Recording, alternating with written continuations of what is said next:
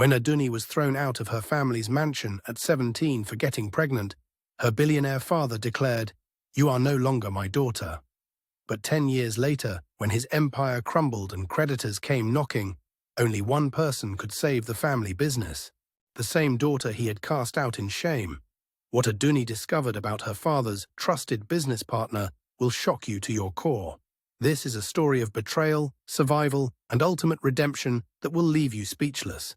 In the bustling heart of Lagos, Nigeria, stood one of the most magnificent compounds in the exclusive Banana Island.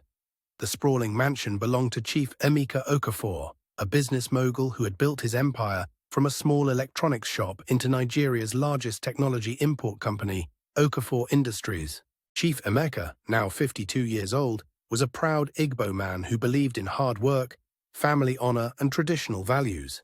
His compound was a symbol of his success: marble floors, crystal chandeliers, and a fleet of luxury cars that sparkled in the Nigerian sun.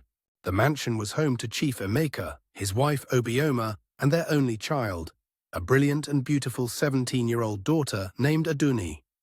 Adunni was the light of her father's life. Unlike many wealthy Nigerian families with multiple children, Chief Emeka had focused all his love and ambition on this one precious daughter. She was intelligent, respectful, and had inherited her father's sharp business mind, along with her mother's gentle grace.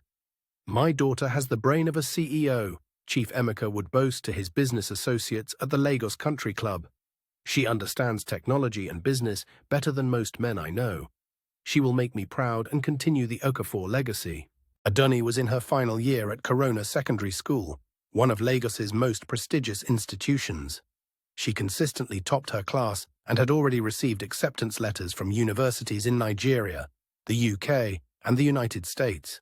Her parents had dreams of her studying abroad, returning with an advanced degree, and eventually taking over the family business. But teenage life, even in a wealthy Nigerian family, comes with its own complications. At school, Adunni had fallen in love with a classmate named Chidi, an intelligent young man from a middle-class family in Surulere. Their relationship had been innocent at first, studying together for WAEC exams, sharing dreams about their futures, and supporting each other through academic pressures. Chidi was everything a parent might want for their daughter. He was respectful, hard-working, and came from a good Igbo family. His father was an engineer and his mother a nurse. They weren't wealthy like the Okafors, but they were respectable people who had raised their son with strong values. However, in Chief Emeka's world, Adunni's relationship with Chidi was kept secret. Chief Emeka expected his daughter to marry someone from a wealthy family, someone who could bring business advantages to the Okafor empire. The idea of teenage romance was not something he would have approved of, regardless of Chidi's character. As their final year progressed, Adunni and Chidi's relationship deepened. They spent long hours together studying, and eventually their innocent romance became physical. Both were inexperienced and naive about the consequences of their actions. When Adunni missed her period, she initially attributed it to stress from upcoming exams. But when weeks passed and other symptoms appeared, the devastating reality became clear. At 17 years old, with her entire future planned out, Adunni was pregnant. For days, Adunni carried this secret alone, too terrified to tell anyone. She would lie awake at night in her luxurious bedroom, staring at the ceiling, wondering how she could possibly tell her parents. The person she finally confided in was her mother, Obioma. One evening, when Chief Emeka was at a business dinner, Adunni knocked softly on her mother's bedroom door. "Mama," she whispered, "I need to talk to you about something very important." Obioma immediately sensed the seriousness in her daughter's voice. She set aside the Nollywood movie she was watching and gave Adunni her full attention. "What is it, my dear? You look troubled." With tears streaming down her face, Adunni told her mother everything. Obioma listened in stunned silence, her heart breaking for her daughter, while her mind raced through the implications of this news. "Oh, my daughter," Obioma said softly, pulling Adunni into her arms. "What are we going to do?" For several days, mother and daughter tried to figure out how to handle the situation. Obioma suggested they might be able to arrange something quietly, but both knew that keeping such a secret would be nearly impossible in their social circle. The decision of when to tell Chief Emeka was taken out of their hands when he noticed changes in Adunni's behavior during a family dinner. Adunni, he said, studying his daughter's pale face, "You've barely touched your food lately. Are you feeling all right?" When Adunni rushed from the table to vomit, Chief Emeka's business instincts kicked in. He had not built a successful company by ignoring obvious signs. That night, he confronted his wife. "Obioma, tell me what's wrong with our daughter." Obioma tried to protect Adunni, but Chief Emeka was persistent. Finally, under pressure, she broke down and admitted the truth. Chief Emeka's reaction was explosive. His face turned red with anger, and he stood up so abruptly that his chair fell backward. "What did you say?" he shouted, his voice echoing through the marble halls. "My daughter is pregnant. How is this possible?" His anger was directed not just at the situation, but at what he saw as a complete betrayal of everything he had worked for. In his mind, this pregnancy was not just a personal family matter. It was a public humiliation that would affect his standing in Lagos's business community. "Do you understand what this will do to our family's reputation?" Chief Emeka's voice was cold and furious. "Do you understand how this will affect my business relationships when word gets out? What will they say at the club? What will my business partners think?" The next morning, Chief Emeka called for Adunni. She found him in his study, surrounded by the awards and certificates that marked his business achievements. His face was stone cold. "Sit down," he commanded. Adunni sat, her hands trembling. "Yesterday I learned that you are pregnant," he announced, his voice steady but cold. "This is a disgrace to our family name and a betrayal of everything I have worked to build." "Papa, please," Adunni began. "Don't call me Papa," Chief Emeka cut her off. "A daughter who brings shame to her father's house has no right to call him Papa." The words hit Adunni like physical blows. "I have built this family's reputation over 30 years, Chief Emeka continued.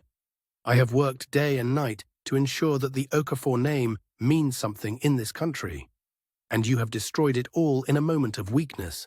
Obioma burst into the room. "Emeka, please, she is our only child. We can work through this together." But Chief Emeka had made his decision. If she wants to act like an adult, then she can live like one. From today, Adunni is no longer my daughter. She is no longer welcome in this house. "Papa, please." Adunni fell to her knees. "I'm sorry, please don't do this." Chief Emeka turned away. "Security will escort you off the property. Take only what you can carry." The cruelest part of Chief Emeka's judgment was his public announcement. Rather than quietly handling the situation, he made sure that word spread through their social circle. At the Lagos Country Club that weekend, he announced to anyone who would listen, "Let this be a lesson about what happens when children are not properly guided. I have built this family's reputation over decades, and I will not allow it to be destroyed by poor choices." On the day of her departure, Adunni packed her belongings into 2 suitcases. As she prepared to leave, her mother tried one final time to change Chief Emeka's mind. "Emeka, at least let her stay until she finishes school. She's so close to graduation." Chief Emeka's response was final and heartless. "Her education is no longer my responsibility. She should have thought about her future before making these choices." The most painful moment came when Adunni tried to say goodbye to her father. She approached him with tears in her eyes, hoping for some sign of the love he had always shown her.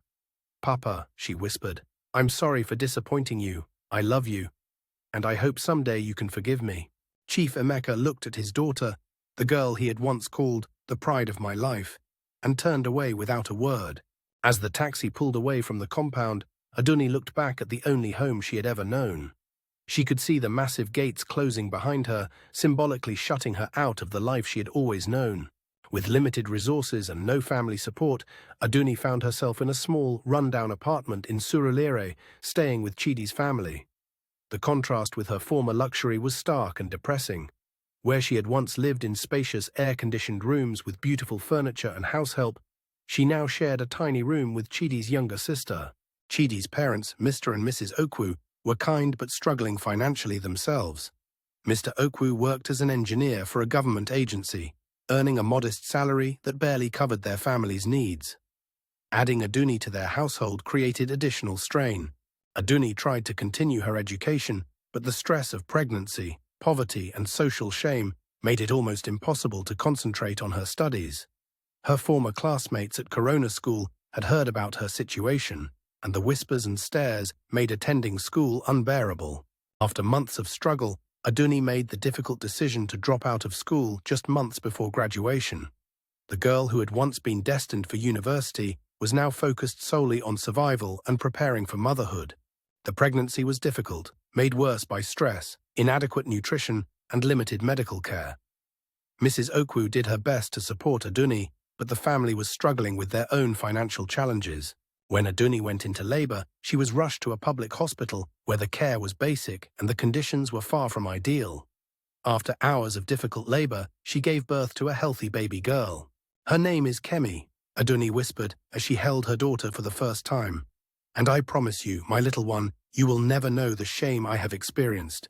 I will make sure you have every opportunity that was taken from me." But raising a child in their circumstances was even more challenging than pregnancy had been. Adunni was only 18 years old, with no job skills and no resources. The Okwu family was already stretched thin, and tensions began to rise. When Kemi was 6 months old, Mrs. Okwu sat Adunni down for a difficult conversation. "Adunni, my dear," she said gently, "you know we love you like our own daughter, but we are struggling. Chidi needs to focus on his studies if he's going to get into university, and we can't continue to support everyone." The message was clear. Adunni needed to find a way to support herself and her daughter. Desperate for work, Adunni began selling small items on the streets of Surulere. Phone credit, sweets, anything that might earn her a few naira. It was during one of these difficult days that she met someone who would change her life. Mrs. Folak Adebayo was a successful businesswoman in her 40s who noticed Adunni selling phone cards outside a bank. Something about the young woman's intelligence and determination caught her attention. "Excuse me," Mrs. Adebayo said, approaching Adunni. "You look like you should be in university, not selling phone cards on the street. What's your story?" Adunni was initially suspicious, but Mrs. Adebayo's genuine concern and professional demeanor put her at ease. Over tea at a nearby cafe, Adunni shared her story. Mrs. Adebayo listened without judgment. "You know," she said when Adunni finished, "I was once a struggling single mother too. I know what it's like to have doors slammed in your face because of other people's judgments." Mrs. Adebayo owned a small technology business specializing in mobile phone repairs and sales. She offered Adunni a job in her shop, along with training in basic business skills. "I can't pay much to start," Mrs. Adebayo admitted, "but I can teach you skills that will last a lifetime. And I believe in giving people second chances." For the first time in months, Adunni felt hope. Working for Mrs. Adebayo transformed Adunni's life.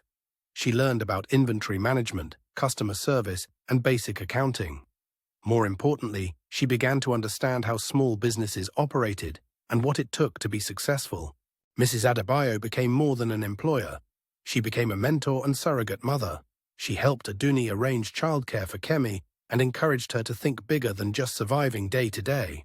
"You have a natural understanding of business," Mrs. Adebayo told Adunni after she had been working for 6 months. "You should consider starting something of your own." The idea seemed impossible to Adunni, but Mrs. Adebayo persisted. "Start small, find a need in the market and fill it. Use the skills I've taught you." Inspired by Mrs. Adebayo's encouragement, Adunni began to notice opportunities around her. She observed that many young people in Surulere wanted smartphones but couldn't afford the high prices at major retailers. There was a market for affordable quality phones if someone could find the right suppliers. Using her savings from working at Mrs. Adebayo's shop, Adunni started a small business, importing refurbished smartphones from Dubai. She began by selling to friends and neighbors, offering good phones at fair prices with excellent customer service. The business grew quickly because Adunni understood her market. She knew what young Nigerians wanted and what they could afford. She offered payment plans, warranties, and personal service that the big retailers couldn't match. Word-of-mouth marketing helped the business expand. Within a year, Adunni was making more money than she had ever imagined possible. She was able to move into her own apartment with Kemi and even hire an assistant. Mrs. Adebayo watched Adunni's success with pride. "I told you that you had potential," she said, "but you exceeded even my expectations." As her business grew, Adunni diversified into accessories, repairs, and eventually opened a small shop in Surulere. She named it Kemi Technologies after her daughter. By the time Kemi was 3 years old, Adunni's business was thriving. She employed 5 people and was known throughout Surulere as a fair and successful businesswoman. But success brought its own challenges. As Kemi Technologies grew, Adunni began receiving attention from larger players in Lagos's business community. One day, she received a call that would change everything. "Miss Adunni, my name is Mr. Tony Okonkwo. I represent some investors who are very interested in your business model. We'd like to meet with you." The meeting was arranged at a high-end hotel in Victoria Island. When Adunni arrived, she was surprised to find herself facing three men in expensive suits, including one face that made her blood run cold. Sitting at the table was Uncle Bayo, her father's longtime business partner and best friend. The man who had been like a second father to her growing up, who had attended every birthday party, who had helped her with her homework. Uncle Bayo's eyes widened when he saw her. "Adunni, is that really you?" The other men at the table looked confused as Uncle Bayo stood up, his face pale. "You know her?" Mr. Okonkwo asked. Uncle Bayo nodded slowly. This is Chief Emeka's daughter, the one who got pregnant and was thrown out," Adunni finished coldly. "Yes, Uncle Bayo, that's me." The room fell silent. Uncle Bayo sat back down heavily. "Adunni, I had no idea you were... we heard you left Lagos, but nobody knew." "Nobody cared to know," Adunni corrected. "But I'm here now, and I understand you're interested in my business." The meeting proceeded awkwardly, with Uncle Bayo clearly shaken by Adunni's presence and success. The investors were indeed interested in franchising her business model, offering substantial money for expansion rights. After the meeting, Uncle Bayo asked to speak with Adunni privately. "Adunni, I need to tell you something," he said, his voice heavy with emotion, "something I should have told you years ago." They sat in the hotel lounge, and Uncle Bayo began to speak. "When you got pregnant, your father was convinced that you had been corrupted by bad influences. He believed someone had taken advantage of his innocent daughter." "He was right," Adunni said quietly. Uncle Bayo looked up sharply. "What do you mean?" Adunni took a deep breath. "Uncle Bayo, I need to ask you something, and I need you to be honest. Do you remember that evening when I was 16, when Papa was traveling to Abuja and Mama was visiting her sister in Enugu?" Uncle Bayo's face went pale. "You came to the house to pick up some documents from Papa's study. You stayed for dinner. You said I was becoming a beautiful young woman. You said things. You did things. Adunni, please. You told me it was normal. You said it was how men showed affection to young women they cared about. You said it was our secret because people wouldn't understand." Uncle Bayo buried his face in his hands. "I was confused and scared, but I trusted you. And when I got pregnant months later from my relationship with Chidi, I was too ashamed to tell anyone what you had done to me. I thought somehow it was my fault, that I had done something wrong." Uncle Bayo's confession came in broken whispers. "Adunni, I don't know what came over me that night. I had been drinking, and you looked so much like your mother when she was young, but I didn't think... You didn't think that molesting your best friend's daughter would have consequences." Adunni's voice was steel. "You didn't think that your actions would contribute to my shame and confusion when I found myself pregnant months later. But the baby... Kemi... She's not? No, Kemi is Chidi's daughter, but your actions planted seeds of shame in me that made it impossible for me to defend myself when Papa accused me of being promiscuous. I felt dirty, guilty, like somehow I deserved what was happening to me." Uncle Bayo wept openly. "Adunni, I'm sorry. I'm so sorry. I've regretted that night every day since it happened. When your father threw you out, I wanted to say something, but I was a coward." "You were more than a coward," Adunni said. "You were a predator who betrayed the trust of a family that loved you." She stood up to leave, then turned back. "Uncle Bayo, I want you to know something. I've built my success despite what you did to me, despite the shame you helped create. But I'm not the scared little girl you took advantage of anymore. I'm a businesswoman, a mother, and a survivor." That night, Adunni made a decision that would change everything. She decided to record a video message to her father. Sitting in her apartment, with 3-year-old Kemi playing quietly nearby, Adunni recorded a message on her phone. "Papa," she began, looking directly into the camera. "It's been 4 years since you threw me out of your house, 4 years since you told me I was no longer your daughter. I want you to know what happened to the daughter you rejected." She showed the camera around her apartment, modest but clean and comfortable. I didn't die on the streets like you probably expected. I didn't become a prostitute or a criminal. I survived, Papa. And more than that, I built something. She showed photos of her business, her employees, her financial statements. But I also want you to know the truth about why I was so ashamed when I got pregnant. The truth I was too scared to tell you then. Adunni took a deep breath and told her father about Uncle Bayo's actions, about how his betrayal had made her feel dirty and ashamed, about how that shame had prevented her from defending herself when Chief Emeka accused her of being promiscuous. I'm not telling you this to hurt you, Papa. I'm telling you because you deserve to know the truth about the man you trusted with your family, and because I'm no longer afraid. She ended the video by holding Kemi up to the camera. This is your granddaughter, Kemi. She's intelligent, beautiful, and she will grow up knowing her worth.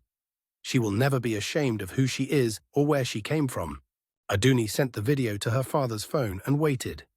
Meanwhile, Chief Emeka's business empire was facing its own crisis. The same year that Adunni was building her success, Okafor Industries began experiencing serious difficulties. The problems started when Uncle Bayo convinced Chief Emeka to invest heavily in a new technology venture. This is the future, Emeka, Uncle Bayo had argued. Cryptocurrency and blockchain technology. We'll be pioneers in Nigeria. Chief Emeka had trusted his longtime friend and business partner completely. He invested millions of naira into the venture, even taking out loans against his properties to fund the expansion. But the cryptocurrency venture was a disaster. The technology was poorly understood, the market volatile, and much of the investment disappeared into Uncle Bayo's personal accounts. When the venture collapsed, it took most of Okafor Industries' liquid assets with it. Making matters worse, new government regulations on technology imports began affecting their core business. Younger, more agile companies started eating into their market share with better prices and more innovative approaches. Within 2 years, the Okafor business empire that had taken decades to build was on the verge of collapse. Chief Emeka found himself owing money to banks, suppliers, and employees, while facing the possibility of losing everything he had worked for. The stress of the business crisis took a heavy toll on his health and marriage. Obioma, who had never forgiven him for throwing out their daughter, began to blame him for their financial problems as well. "Maybe if you hadn't been so proud," she said during one of their arguments, "maybe if you had kept your family together instead of throwing away your own child, things would be different." It was during this crisis that Chief Emeka received Adunni's video message. Chief Emeka watched the video alone in his study, the same room where he had banished his daughter 4 years earlier. As Adunni spoke, his world collapsed around him. The revelation about Uncle Bayo hit him like a physical blow. The man he had trusted with his business, his family, his secrets, had betrayed them in the most fundamental way possible. But worse than Uncle Bayo's betrayal was the realization that his own pride and judgment had prevented him from protecting his daughter when she needed him most. He had been so concerned about his reputation, so focused on what others would think, that he had failed in his most basic duty as a father. When the video ended with little Kemi's innocent face, Chief Emeka broke down completely. He wept for the granddaughter he had never met, for the daughter he had cast out, for the years of love and family connection he had thrown away in a moment of pride. That same day, confronted with Adunni's video evidence, Uncle Bayo confessed to everything. The molestation, the embezzlement from their business, the false cryptocurrency investment. Chief Emeka's business partner of 20 years was not just a child predator, but also a thief who had been systematically stealing from their company. The betrayal was complete, but the damage was already done. Okafor Industries was beyond saving. 3 days after receiving Adunni's video, Chief Emeka stood outside a small shop in Surulere. The sign read, "Kemi Technologies," in bright blue letters. Through the window, he could see a young woman who looked remarkably like his wife, serving customers with professionalism and grace. When Adunni looked up and saw her father standing in the doorway, time seemed to stop. For a moment, neither of them moved. "Papa," she said quietly. "Adunni," he replied, his voice breaking. Chief Emeka looked around the shop, the organized inventory, the happy customers, the employees who clearly respected their boss. This was not the broken, shameful daughter he had imagined, but a successful businesswoman who had built something impressive from nothing. "I got your message," he said. "And?" and I came to ask for your forgiveness and to meet my granddaughter." The conversation that followed was painful but necessary. Chief Emeka apologized for his pride, his harsh judgment, his failure to protect her. He told her about Uncle Bayo's confession and arrest, about the collapse of his business empire, about the regret that had eaten at him for 4 years. "I don't expect you to forgive me," he said. "I don't deserve it. But I needed you to know that I was wrong. About everything." Adunni listened quietly, then called to the back of the shop. "Kemi, come here. There's someone I want you to meet." A beautiful 4-year-old girl appeared, curious and confident. "Kemi, this is your grandfather." Chief Emeka knelt down to meet his granddaughter at eye level. "Hello, Kemi. I'm very pleased to meet you." "Are you the grandfather Mama tells stories about?" Kemi asked innocently. "I suppose I am. Mama says you live in a big house with lots of rooms." Chief Emeka's eyes filled with tears. "Not anymore, little one. But maybe I could visit you here sometimes?" The reconciliation between Adunni and her father was gradual. She didn't immediately welcome him back into her life, but she allowed him to build a relationship with Kemi and to slowly earn back her trust. Chief Emeka's business empire was indeed lost, but Adunni's success provided an unexpected opportunity. She offered her father a position in her expanding company, not as the boss, but as an advisor and mentor.